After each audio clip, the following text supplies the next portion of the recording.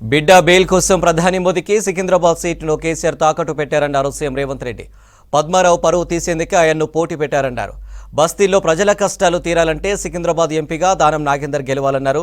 ప్యాట్నీ సెంటర్లో రోడ్ షోలో పాల్గొన్న సీఎం వరదలు వచ్చి హైదరాబాద్ అతలాకుతలమైతే కేంద్ర మంత్రిగా కిషన్ రెడ్డి ఒక్క పైసా తేలేదని విమర్శించారు.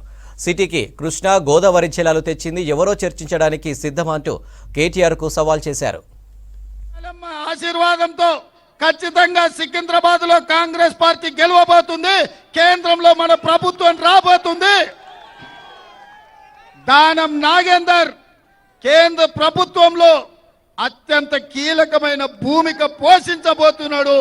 నాది బాధ్యత, సికింద్రాబాద్ నుంచి గెలిపించే బాధ్యత మీది. ఢిల్లీలో పెద్ద బాధ్యత ఇప్పించే బాధ్యత నాది అని చెప్పి నేను ఈ సందర్భంగా తెలియజేస్తున్నా. మిత్రులారా, ఆనాడు దత్తాత్రేయ గారు గెలిచిన మంత్రి అయినరు, ఈనాడు కిషన్ రెడ్డి గారు గెలిచిన మంత్రి అయినరు. నేను అడుగుతున్నా, భారతీయ జనతా పార్టీ గెలిచినప్పుడు మంత్రి అయితే ఈ హైదరాబాద్ నగరానికి, ఈ సికింద్రాబాద్ నగరానికి తెచ్చింది ఏంది అని నేను అడుగుతున్నా.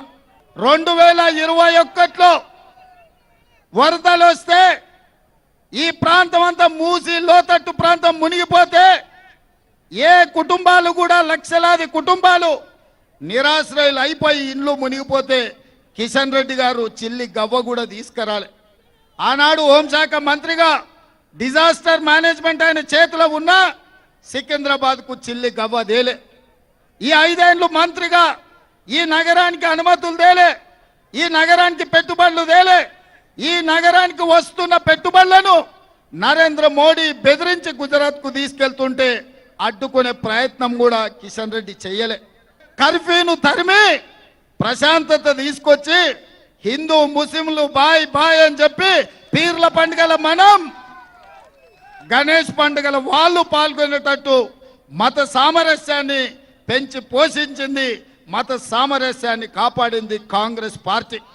అందుకే మా మైనారిటీ సోదరుల ఆశీర్వాదంతో ఆనాడు ఆసిఫ్ నగర్ లో గెలిచిన మా దానం నాగేందర్ ఇయాలటి వరకు గెలుస్తున్నాడంటే క్రిస్టియన్ మైనారిటీ, ముస్లిం మైనారిటీ, హిందువులు, సిక్కులు వాళ్ళ కుటుంబ సభ్యుడిగా దానం నాగేందర్ను చూసిండ్రు కాబట్టి ఆటుపోట్లను ఎదుర్కొని గెలిచి నిలబడ్డాడు దానం నాగేందర్. ఇవాళ మీ ర్యాలీ చూసిన తర్వాత, మా వేదిక మీద ఉన్న నాయకుల అండ చూసిన తర్వాత 100% ఈ సికింద్రాబాద్ పార్లమెంట్ మీద, ఈ గడ్డ మీద కాంగ్రెస్ పార్టీ జెండా ఎగరబోతుంది. ఇక పద్మారావు అన్న ఈయనే ఉంటాడు, పక్కనే ఉంటాడు. అన్న మంచోడే, కానీ వాళ్ళ గురువే ఉన్నాడు కదా. ఇక ఆ పిట్టల దూరం నమ్ముకుంటే పద్మన్న బాగుపడ్డట్టే. అందుకే పచ్చన్నకే ఓటేసిన పచ్చన్నకు రాదది. ఓటు చీలిపోతే కిషన్ రెడ్డికి లాభం అవుతుంది. పచ్చన్నని గెలిపియనికే కాదు, పరిపతున్న పచ్చన్న ఇజ్జతీయనికే కేసీఆర్ ఎన్నికల్లో పోటీ పెట్టిండు. ఎక్కడున్నాడో తెలియదు, ఇవాళ కేసీఆర్ మద్దతు ఉందో కూడా లేదో తెలియదు. మొన్న నామినేషన్ వేసి నేను చూసిన, అరే పద్మారావు గారు కూడా ఈ పీజేఆర్ లాకనో దానం లాకనో ప్రజలలో ఉండేటోడు ఎంతమంది వచ్చిరో చూద్దామని పట్టుమని 4 కూడా రాలే.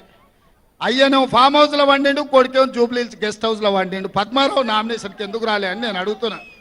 దీన్ని బట్టే ఈ సీటును బీజేపీకి తాకట్టు పెట్టింది బీఆర్ఎస్. పద్మారావు నువ్వు నామినేషన్ వేపించి పద్మారావుకి ఎన్నికల్లో సహకరించకుండా పద్మారావును ఓడించడం ద్వారా కిషన్ రెడ్డిని గెలిపించాలని బిడ్డ బెయిల్ కోసం మీ సికింద్రాబాద్ సీటును కేసీఆర్ తాకట్టు పెట్టిండు. అందుకే మా బస్తీలలో ఉండే సోదరులకు, మా ఆడబిడ్డలకు ఒక మాట చెప్పదలుచుకున్నా. మన ప్రభుత్వం ఉంది, ఇందిరమ్మ రాజ్యం అధికారంలో ఉంది, ప్రజాపాలన అందిస్తున్న మేము బస్తీల పేదలకు సంక్షేమ పథకాలు అమలు చేయాలంటే దానం నాగేందర్ మీ కేంద్ర మంత్రిగానో లేకపోతే మీ ఎంపీగానో ఉండాలి.